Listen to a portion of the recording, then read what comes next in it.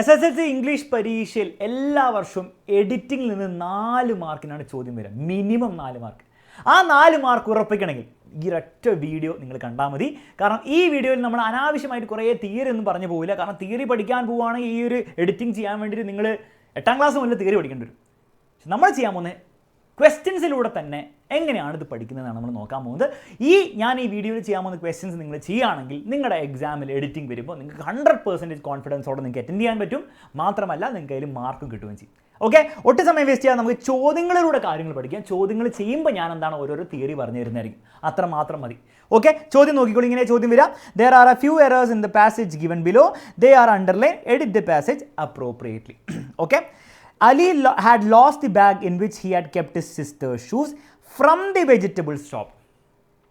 Vegetable ഷോപ്പിൽ നിന്ന്, from the vegetable shop ആണോ വേറെ എന്തോ ആയിരിക്കും, ആലോചിക്കും. ജസ്റ്റ് വെറുതെ നിങ്ങളുടെ വായിൽ എന്താണ് വരുന്നത്, അറ്റ് ദി വെജിറ്റബിൾ സ്റ്റോപ്പ് എന്ന് ഉപയോഗിച്ചാൽ പോരെ. ഓക്കെ സാർ, ഇതിൻ്റെ തിയറി എന്താണ്? ഇതിന് തിയറി ഒന്നും ഇല്ല. ഓക്കെ, ഇത് കുറച്ച് നിങ്ങൾ എന്താണ് ചെയ്ത് പ്രാക്ടീസ് ചെയ്ത് വരേണ്ടതാണ്. അപ്പോൾ ചോദ്യങ്ങൾ ചെയ്ത് ഈ വീഡിയോ തന്നെ നമുക്ക് ആക്കിയെടുക്കാം. ഈ വീഡിയോ തന്നെ നമ്മൾ അതിന് മാത്രം ചോദ്യങ്ങൾ ചെയ്യുന്നതായിരിക്കും. അവിടെ നിന്ന് at the vegetable shop, clear ആണല്ലോ. He search the place where he has kept it. മക്കളെ മൊത്തം പാസ്റ്റ് ടെൻസിലാണ് പറയുന്നത്. ഹീ സെർച്ച് ദി പ്ലേസ്, എല്ലാം പാസ്റ്റ് അല്ലേ.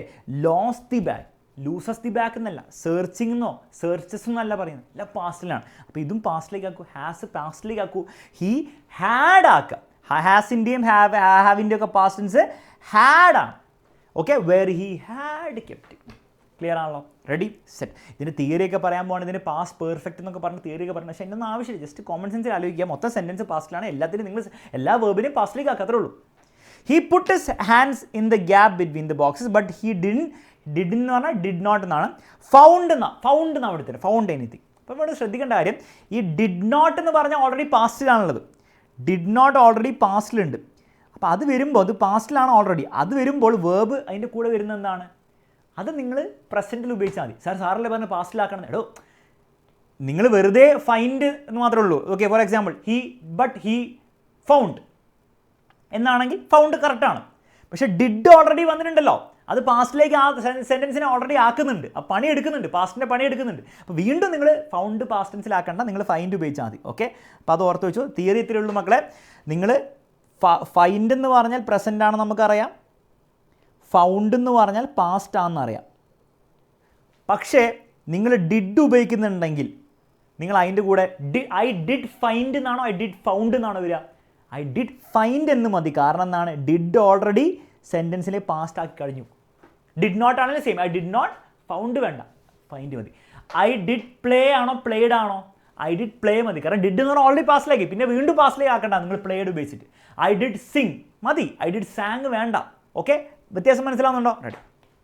അപ്പം ഡിഡ് ഫൗണ്ട് വേണ്ട, ഫൈൻഡ് മതി. വ്യത്യാസം മനസ്സിലാവുന്നുണ്ടോ? Ready. Anything then he put his head inside the gap and the boxes fell down. The vegetables was ആണെങ്കിൽ ഒന്നെങ്കിൽ എന്ത് ചെയ്യുക, ഒന്നെങ്കിൽ ഇസിലേക്ക് വല്ലാം, പ്രസൻറ്റ് ടെൻസിലേക്ക്. ഇസിൻ്റെ പാസ്റ്റാണ് വാസ്, അപ്പോൾ വാസിനെ ഒന്ന് ഇസിലേക്ക് മാറ്റുക, അല്ലെങ്കിൽ വാസിൻ്റെ പ്ലൂറൽ എന്താണ്, വേറല്ലേ, അതിലേക്ക് ആക്കുകയായിരിക്കും വേണ്ടത്. ഓക്കെ, ദ വെജിറ്റബിൾസ് ദേ ആണ് അല്ലേ. ദേ ആണെങ്കിൽ വാസ് ആണോ വേർ ആണോ വരിക? ദേ വേർ സ്കാറ്റേർഡ് ആണ്. ഓക്കെ, സിംഗുലർ ആണെങ്കിൽ, ഹീ ഷീറ്റ് ആണെങ്കിൽ, സിംഗുലർ ആണെങ്കിൽ വാസ് മതി. ഓക്കെ, ഹീ ഷീറ്റ് സിംഗുലർ ആണ്, അങ്ങനെയാണ് മതി. He was, she was, it was. പക്ഷേ അയ്യോ ദേവി എന്ന് ഓർത്ത് വെച്ചാൽ മതി. അങ്ങനെയാണെങ്കിൽ വേറാണ് വരിക, കാരണം സിംഗുലർ, അതായത് പ്ലൂറലാണ്. ഓക്കെ, ഐ മാത്രം നിങ്ങൾ മനസ്സിലാക്കണം, വാസ് എന്നാ വരെ, അത് എക്സെപ്ഷൻ ആണ്. പക്ഷേ U were, they were, we were എല്ലാം പ്ലൂറലാണ്. ഓക്കെ, ഇത് ഇസ് ആണ് വരിക, പ്രസൻറ്റിലാണെങ്കിൽ ഇസ് മാറുവാണ് കേട്ടോ വരാം. ഓക്കെ, ഓർത്ത് വെക്കുക. പക്ഷേ ഐ മാത്രം എക്സെപ്ഷനാണ്, ഐ ആറെന്ന് ഒരിക്കലും പറയില്ല, ഐ ആം എന്ന് പറയുള്ളൂ, ബാക്കിയെല്ലാം ആറാണ്. റെഡി. അപ്പോൾ ഈ ഒരു ക്വസ്റ്റ്യൻ തന്നെ ഇത്രയും കാര്യങ്ങൾ പഠിച്ചില്ലേ, ഇതുപോലത്തെ കാര്യങ്ങളാണ് നിങ്ങളോട് എഡിറ്റിങ്ങിൽ ചോദിക്കുക. ഇതന്നെ ഈ ഒരു ലോജിക്കിൻ്റെ അടിസ്ഥാനത്തിലാണ് ഇനി ചോദ്യം വരിക. അപ്പോൾ ഇതുപോലത്തെ ഈ ഒരു ലോജിക്കൽ, ഈ ഒരു ഗ്രാമർ റൂൾ വെച്ചിട്ട് എന്ത് ചോദ്യം വന്നാലും നിങ്ങൾക്ക് ചെയ്യാൻ പറ്റും. അത്രേ ഉള്ളൂ. ഇനി വേണ്ടി സെപ്പറേറ്റ് തിയറി പഠിക്കേണ്ട ആവശ്യമില്ല. അടുത്ത ചോദ്യം പഠിക്കും. ഇവിടെ നിന്നൊക്കെ പഠിക്കാൻ പറ്റും, നമുക്ക് നോക്കാം. Mister Thorat's men had fix. അപ്പം നിങ്ങൾ ശ്രദ്ധിച്ചോളൂ മക്കളെ, ഹാവോ, ഹാസോ, ഹാഡോ കൂടെ വന്നു കഴിഞ്ഞാൽ നിങ്ങൾ വേർബിൻ്റെ മൂന്നാമത്തെ ഫോം ഉപയോഗിക്കണം. മൂന്നാമത്തെ ഫോം എന്ന് പറഞ്ഞാൽ എന്താണ് നമുക്ക് മിക്ക സമയത്ത് മൂന്നാമത്തെ ഫോമും രണ്ടാമത്തെ ഫോമും സെയിം ആയിരിക്കും. ഫോർ എക്സാമ്പിൾ പ്ലേ എന്ന് പറഞ്ഞ വേർബിൻ്റെ രണ്ടാമത്തെ ഫോം പ്ലേഡ് ആണ്, പാസ്റ്റ് ഫോം. മൂന്നാമത്തെ ഫോമും പ്ലേഡ് തന്നെയാണ്. മിക്ക സമയത്ത് മൂന്നും സെയിം ആയിരിക്കും ഉണ്ടാവുക. ക്ലിയർ ആണല്ലോ? പക്ഷേ ചിലപ്പോൾ മാറും. ഫോർ എക്സാമ്പിൾ ഗിവിൻ്റെ പാസ്റ്റ് ടെൻസ് എന്താണ്? രണ്ടാമത്തെ ഫോം ഗേവ് ആണ്.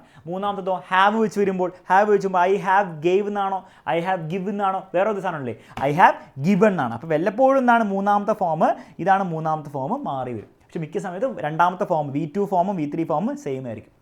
V2 ഫോമും V3 ഫോമും സെയിം ആയിരിക്കും മിക്ക സമയത്ത്. Okay, played. ഇപ്പോൾ പറ ഹാഡിൻ്റെ കൂടെ ഹാവ് ആണെങ്കിലും ഹാസ് ആണെങ്കിലും ഹാഡ് ആണ്, എപ്പോഴും എന്താണ് V3 ഫോം വരണം. ഫിക്സിൻ്റെ V3 ഫോം എന്താണ്? Fixed.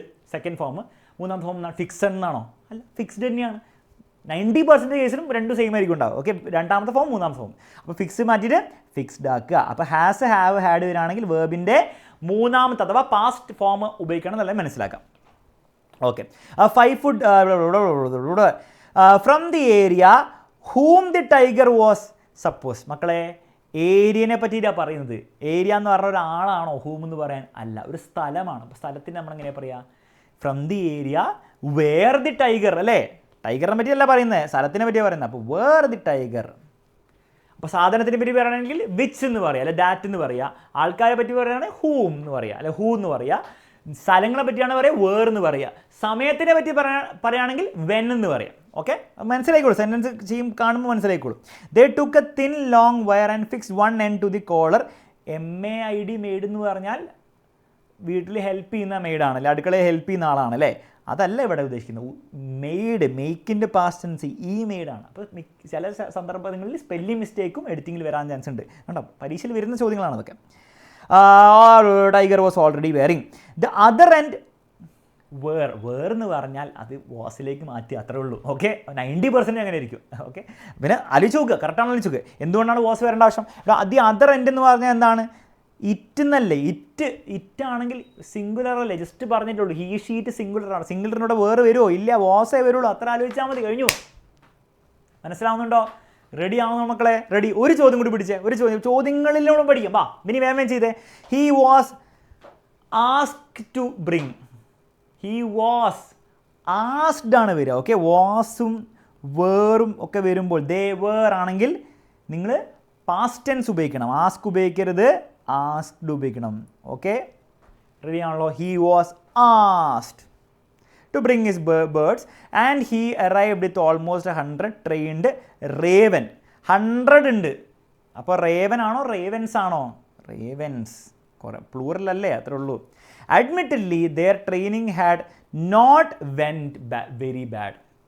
Their training had not, മക്കളെ നോട്ട് വിട്. ഹാഡിൻ്റെ കൂടെ എന്താണ് വരിക? ജസ്റ്റ് ഞാൻ പറഞ്ഞില്ലേ, ഹാഡിൻ്റെ കൂടെ വേർബിൻ്റെ മൂന്നാമത്തെ, ഹാഡ് ആയിക്കോട്ടെ, ഹാസ് ആയിക്കോട്ടെ, ഹാവ് ആയിക്കോട്ടെ, മൂന്നാമത്തെ ഫോമാണ് വരിക. മക്കളെ, വെൻറ്റ് എന്ന് പറഞ്ഞതിൻ്റെ ഫസ്റ്റ് ഫോം എന്താ? വെൻറ്റ് എന്ന് പറഞ്ഞാൽ പോവുക, ഗോ ആണ്, അല്ലേ? First form. പക്ഷേ ഫസ്റ്റ് ഫോമാണ്. അതിൻ്റെ രണ്ടാമത്തെ ഫോം എന്താ? അതാണ് വെൻറ്റ്, പാസ്റ്റ് ടെൻസ്. മൂന്നാമത്തെ ഫോം എന്തായിരിക്കും? ഹാവ്, ഹാഡ്, ഹാസിൻ്റെ കൂടെ വരിക എന്താണ്? ഗോ, വെൻറ്റ്, ഗോൺ ആണ്. അപ്പോൾ ഞാൻ പറഞ്ഞു മിക്ക സമയത്ത് രണ്ട് സെയിം ആയിരിക്കും, പക്ഷേ ചിലപ്പോൾ രണ്ട് സെയിം ആയിരിക്കില്ല. അപ്പോൾ ആ ഒരു കേസാണ് ഇവിടെ വന്നിരിക്കുന്നത്. അപ്പോൾ ഹാഡ് നോട്ട്, വെൻറ്റ് അല്ല, ഹാഡ് നോട്ട് മൂന്നാമത്തെ form gone. Okay, ready. This is to say they could not do nothing that might be seen as extraordinary. They could not do nothing എന്നല്ല, they could not do anything. അവർക്കൊന്നും ചെയ്യാൻ പറ്റില്ല എന്നാണ്. Okay, അപ്പോൾ nothing ചെയ്യാൻ പറ്റില്ല എന്നല്ല, they could do nothing എന്ന് പറയാം. അവർക്കൊന്നും ചെയ്യാൻ പറ്റില്ല. പക്ഷേ they could not do nothing എന്ന് പറയുന്ന സെൻസ് ഉണ്ടാകുന്നില്ല. അവർക്കൊന്നും ചെയ്യാൻ പറ്റില്ല, അവർക്ക് എനിത്തിങ് ചെയ്യാൻ പറ്റിയില്ല. they could not do anything. അതിനർത്ഥം they could do nothing എന്നാണ്. അവർക്കൊന്നും ചെയ്യാൻ പറ്റില്ല. they could not do nothing എന്ന് പറഞ്ഞാൽ അവർക്കെല്ലാം ചെയ്യാൻ പറ്റിയെന്നാണ്. ഒന്നും ചെയ്യാതിരിക്കാൻ പറ്റിയില്ല. മനസ്സിലായി? അങ്ങനെ ആയിപ്പോൾ മൈറ്റ് ബി സീൻ ആണ് വരിക. ഓക്കെ, അത് എപ്പോഴും ഓർത്ത് വെച്ചോ. മൈറ്റ് ബി സീൻ, അത് കുറേ തിയറി പറയുന്നില്ല, അതിങ്ങനെ ഓർത്ത് വെച്ചാൽ മതി. ഓക്കെ, ക്ലിയർ ആണല്ലോ മക്കളെ? റെഡി ആണോ? അപ്പോൾ ഇത്രയും ചോദ്യങ്ങളിലൂടെ കുറേ കാര്യങ്ങൾ മനസ്സിലാവുന്നില്ലേ? ഒരു ചോദ്യം കൂടി ചെയ്തേ, ബാക്കി ഞാൻ നിങ്ങൾക്ക് ഹോംവർക്ക് തരാൻ പോകണേ. നിങ്ങൾക്ക് കിട്ടും, നോക്കിക്കോ. പറ. All students are requested to be on the class.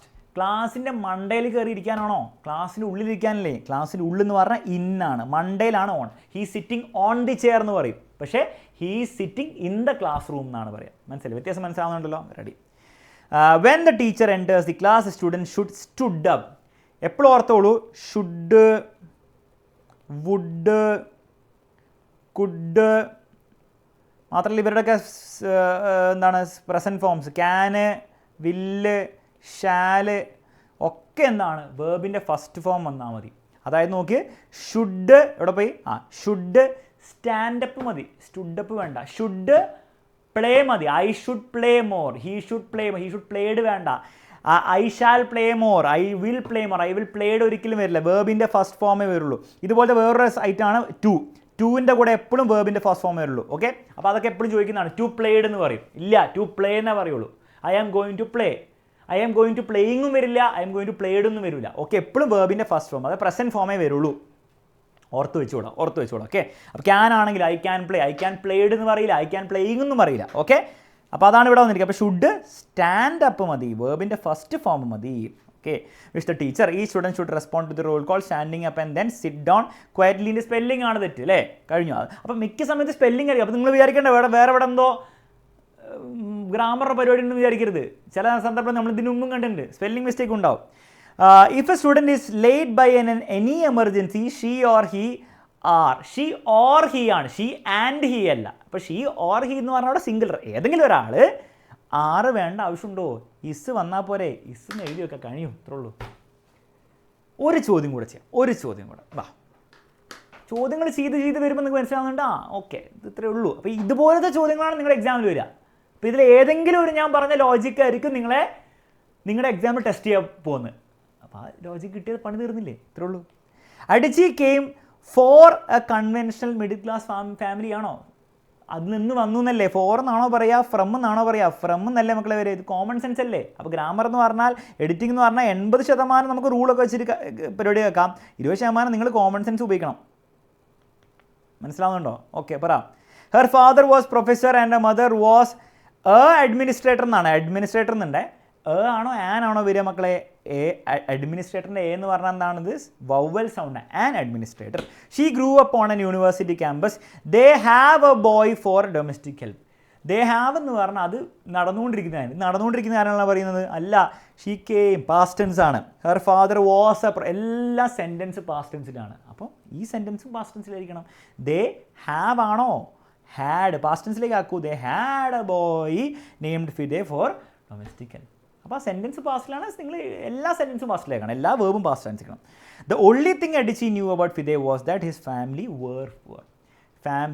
Where എന്ന് പറഞ്ഞാൽ എപ്പോഴും വാസാക്കണം ഞാൻ പറഞ്ഞില്ലേ, എപ്പോഴും അല്ല, മിക്ക സമയത്തും. ഓക്കെ, ഹിസ് ഫാമിലി എന്ന് പറഞ്ഞാൽ ഇറ്റാണ്. ഫാമിലി ഒരു എൻറ്റിറ്റിയാണ്, ഒരു സിംഗിൾ എൻറ്റിറ്റിയാണ്. അതിനുള്ളിൽ ആൾക്കാരുണ്ടാവും, പക്ഷേ ഒരു എൻറ്റിറ്റിയാണ്. അപ്പോൾ ഇറ്റ് വാസാണ്, ഹീ ഷീറ്റാണ്, വാസാണോ വേറാണോ? It was very poor. ഇത്രയേ ഉള്ളൂ. വാസ് കണ്ട വേറാക്കുക, വേറെ കണ്ട വാസാക്കുക, ഒന്നും കിട്ടിയില്ല അങ്ങനെ ചെയ്യാം. പക്ഷെ ഒന്ന് ആലോചിച്ച് നോക്കുക. അപ്പോൾ ആലോചിക്കേണ്ടതാണ്, അതാണ് ഞാൻ ഉദ്ദേശിച്ചത്. വാസ് കണ്ട ചാടിക്കറി വേറാക്കാനല്ല ഉദ്ദേശിച്ചത്. വാസ് എന്ന് കണ്ടാൽ അത് വേറെ ആവാനാണ് ചാൻസ് എന്ന് ആലോചിച്ച് തുടങ്ങാം. മനസ്സിലായില്ലേ? ഇത്രയേ ഉള്ളൂ സംഗതി. അപ്പോൾ ഇത്രയേ ഉള്ളൂ റൂൾസ്. ഇതിൽ കുറേ ഇങ്ങനെ ബൈ ഹാർട്ട് റൂൾസ് പഠിക്കാനൊന്നുമില്ല. ക്വസ്റ്റ്യൻസ് ചെയ്താണ് പഠിക്കേണ്ടത്. ഒരു ക്വസ്റ്റ്യനും കൂടെ നിങ്ങൾ ചെയ്യുക ഹോംവർക്കായിട്ട്. ഇത് കമൻറ്റ് ബോക്സിൽ ഇതിന് ആൻസർ കമൻറ്റ് ചെയ്യുക. ഓക്കെ, ഇതും കൂടി നിങ്ങൾ ചെയ്തു വരാൻ നിങ്ങളുടെ പരീക്ഷയ്ക്ക് വേണ്ടിയിട്ടുള്ള കോൺഫിഡൻസും കിട്ടും. ഒബ്വിയസ്ലി കൂടുതൽ ചോദ്യങ്ങൾ നിങ്ങൾ എത്രത്തോളം ചെയ്യുന്നു, അത്രത്തോളം പ്രാക്ടീസ് കിട്ടുന്നു, അത്രത്തോളം നിങ്ങൾക്ക് ഈ സംഭവം മനസ്സിലാവും. അല്ലാണ്ട് ഈ ഗ്രാമറിൻ്റെ എഡിറ്റിങ്ങിൻ്റെ കാര്യം കുറേ തിയറി ഇങ്ങനെ പറഞ്ഞുകൊണ്ടിരുന്നൊരു കാര്യമില്ല. നിങ്ങൾ ആക്ച്വലി ക്വസ്റ്റ്യൻ ചെയ്ത് പക്ഷേ ക്വസ്റ്റ്യൻ്റെ ലോജിക്ക് നിങ്ങൾ മനസ്സിലാവണം. അപ്പോൾ അതുകൊണ്ടാണ് ഞാൻ ലോജിക്ക് പറഞ്ഞിരുന്നത്. അല്ലാണ്ട് വെറുതെ ബൈഹാർട്ട് പഠിച്ചിട്ട് കാര്യമില്ല. മനസ്സിലായില്ലേ? ലോജിക്ക് മനസ്സിലാവണം. ആ ലോജിക്ക് നാളെ പരീക്ഷയിൽ അപ്ലൈ ചെയ്യാൻ പറ്റണം. ഇപ്പോൾ ഇത്രയും ക്വസ്റ്റ്യൻസിൽ നിന്ന് ലോജിക്ക് കൃത്യമായി ഞാൻ പറഞ്ഞു തരാൻ ശ്രമിച്ചിട്ടുണ്ട്. നിങ്ങൾക്കത് മനസ്സിലായെങ്കിൽ തീർച്ചയായും കമൻറ്റ് ബോക്സിൽ സാർ മനസ്സിലായി എന്ന് പറയുക. ഫ്രണ്ട്സിന് ഷെയർ ചെയ്ത് കൊടുക്കുക. എല്ലാവർക്കും യൂസ്ഫുൾ ആയുള്ള വീഡിയോ ആണ്. അപ്പോൾ എല്ലാവർക്കും ഷെയർ ചെയ്യണം, ലൈക്ക് ചെയ്യണം മക്കളെ.